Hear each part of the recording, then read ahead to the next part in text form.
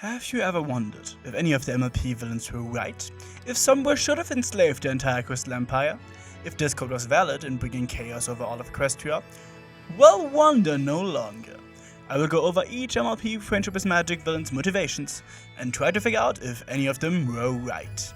If you want to see me dive into the motivations of the minor or EQG villains, leave a comment. But for now, let's jump right into it, shall we? Nightmare Moon is immediately ambiguous. MLP has a hang of making us understand villains, so that we empathize with them. Luna felt neglected and not acknowledged, neither by her sister, nor by the subjects she was meant to serve. While we don't do things for acknowledgement, we often still crave it, and if not properly dealt with, it can take over. Luna really would have needed some therapy before falling into the darkness. Even afterwards, she doesn't properly deal with her issues, and instead practices something akin to self-harm through the Tantabus. And this is what I mean with ambiguous. While her fears and worries were completely understandable and relatable for many, it is still the person's responsibility to seek help before becoming the villain. An abuser with a traumatic reason is still an abuser, and it doesn't remove you from responsibility. Luna has some issues to work out, and I would not consider her in the right. If I had to judge, I would put her in the needs help category. Therapy is very often the answer when it comes to villains. It's not a fix-all, but it helps, and seeking out help is incredibly difficult, so I can't completely blame her. But again, only because I understand doesn't mean her trying to plunge all of Equestria into eternal night was the correct way to cope with her feelings. It is important to mention that she didn't quite decide it herself. She was taken over by the Nightmare Forces. But behind the Nightmare Forces, there was still the same desire that Luna had. They dug into Luna's desires, fueled by her trauma, and made them come true. That's why she felt like she was at fault. But in the end, it's the Nightmare Forces who did this, and only fed on Luna's insecurities. So I wouldn't blame her, but the forces for the takeover.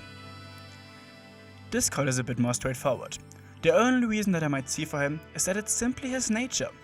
There's no deep psychological reason. He is the personification of chaos. Bringing chaos is what he does. We even see what happens to him when he tries to fight that nature. His entire being starts to disappear. He can't compromise though. We know that much. Ever since he met Fluttershy, he focused his chaos on his home dimension. From that we know that he doesn't have to be as chaotic as he is in Season 2.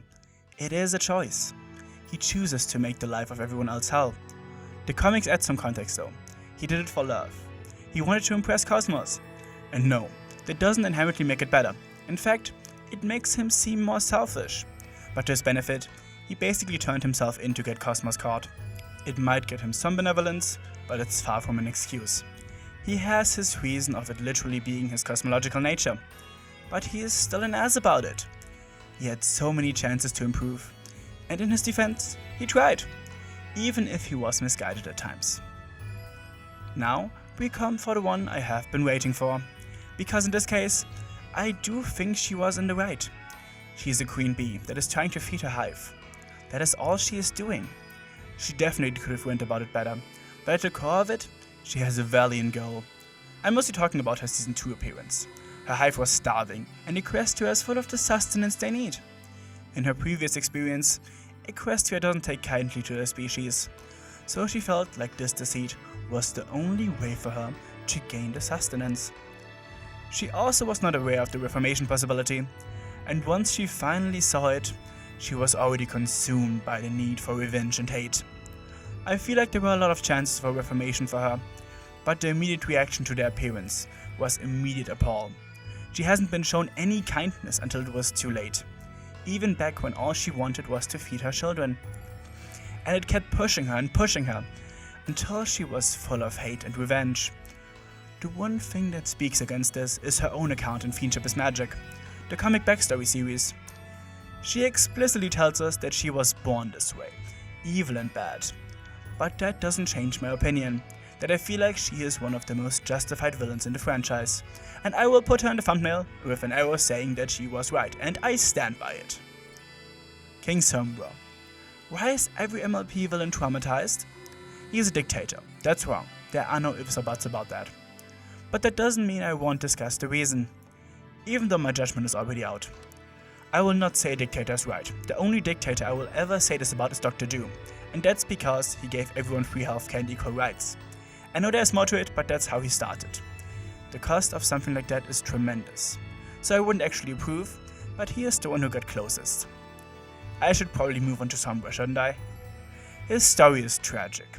Created to infiltrate the Crystal Empire as champion of the Umbrum, and the Crystal Heart showed him a future with him embracing that side of him, making him feel like he has no other choice than to become a monster. I have a lot of sympathy for his upbringing, due to the way basically everything groomed this kid down the path of evil. Only Shimmer of Light, being Radiant Hope, who led through example of defying the destiny that the Crystal Heart envisioned. The show really showed him as pure evil with no feelings whatsoever. The comics then added depth. But similar to Nightmare Moon, even though the grooming and trauma is what led there, it doesn't abolish what he has done. He still enslaved the entire Crystal Empire for 1,000 years, and he is gonna have a lot of work to do to make up for it. Well, he did. The comics wanted him to have his redemption adventure when putting Princess Amora back together. But alas, at this point, he was not in the right, even if I completely blame the Crystal Heart and the Umbrum for him ending up the way he did. Tirek is the most straightforward case so far. He has been given everything since birth. He was royalty, en route to inherit the throne from his father, but he had a thirst for power that corrupted him. He was a rebellious teen resisting his father, who may not have been the best, but still tried to give him a good life. His mother was very loving, and he had a kind brother, but he still let his hunger for power consume him. He is a liar and manipulator, who double-crosses even his closest friends to get what he wants.